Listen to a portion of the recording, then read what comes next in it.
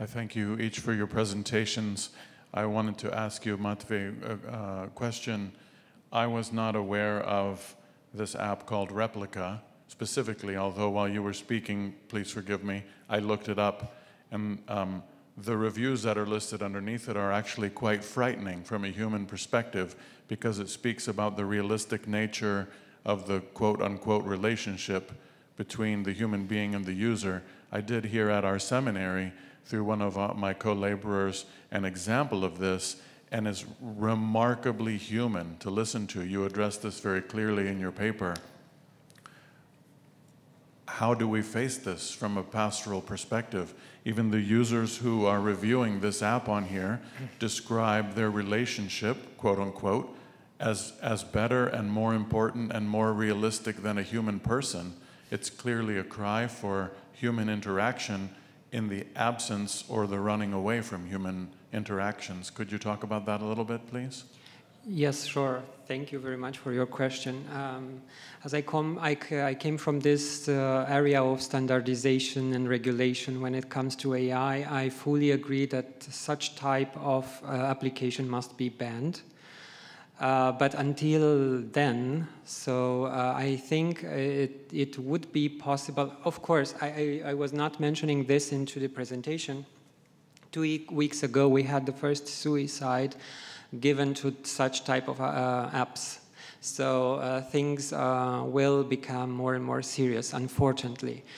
And there was no repercussions until now for the company, only just a couple of apologizes for the family, which is deplorable in my opinion. So there is no accountability in this regard.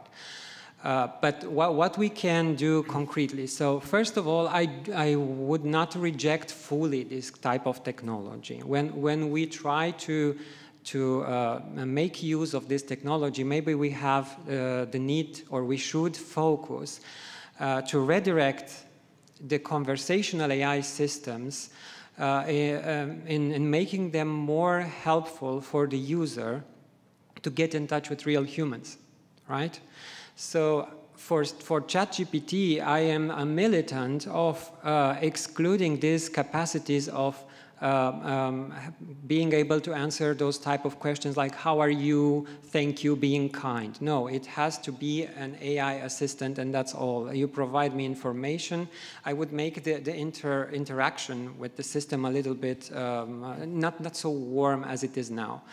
But when it comes to this replicas of people that are living or that passed, I think it's okay to use them if they help you to truly reconnect or recollect with the real person that existed or is someone somewhere else, and you split up with the person, but not as a replacement. It's very dangerous, and it seems from a psychological perspective to be more dangerous because there are a lot of teenagers that get into this very fast type of relationships, right, in school, and they broke up, and they create simulations of their exes.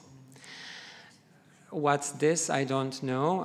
I don't want also to be pessimistic. I think the regulation is not there yet. But at least in the European Union, things will become more concrete starting next year. So, and as I said at the very beginning, because I'm extremely long, I apologize for this.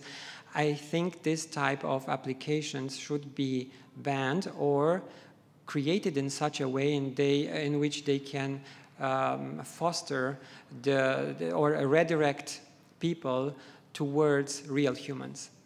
Thank you. Sorry for being so long. No, not at all. One final question.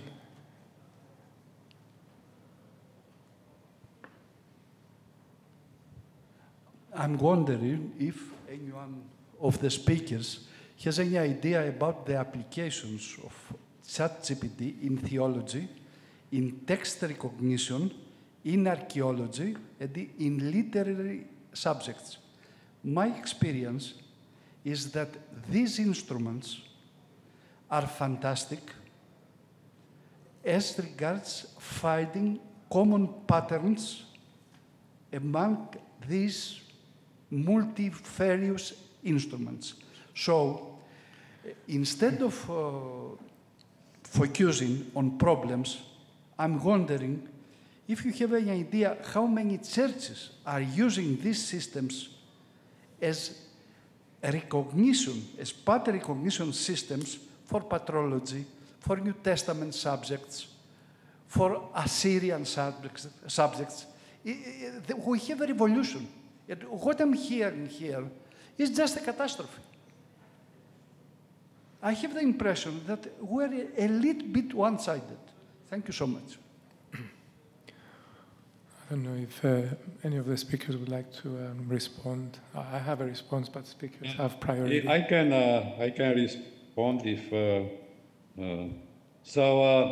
yes, ChatGPT can be used, and I tried to use it in, for example, analyzing literature. I developed artificial intelligence tools for analyzing rhetorical devices, for example, in texts, and other, for example, rhythmicity and so on. So it can use, ChatGPT can detect patterns, and it is useful, but it should be, users should be very attentive, very aware that it hallucinates. Sometimes it gives as something which seems very correct, some totally absurd things. So it's a very useful tool, but with awareness. It can be used, as I said, but... Thank you. Thank you, Professor Matu. Mihai, you wanted to add a comment? Yeah, so first of all, I want to make things clear from my side. My presentation is very context-related to the conversational AI. I am a militant for AI. I work in the field. And I really see the outstanding capabilities which are helping humanity. It's not about that. I'm just telling that there is a risk there. That in the case we are not prepared from a standardization point of view, from a regulatory point of view, it might be the case that some people will suffer. But it's a very narrow niche in which I went with my presentation. So I was never referring to the whole plethora of AI capabilities. Thank you, Mihai. Alexandra, you wanted to tell I'm not anti-ChatGPT or another bots. I think it's very useful, and I think it's very important to use this application with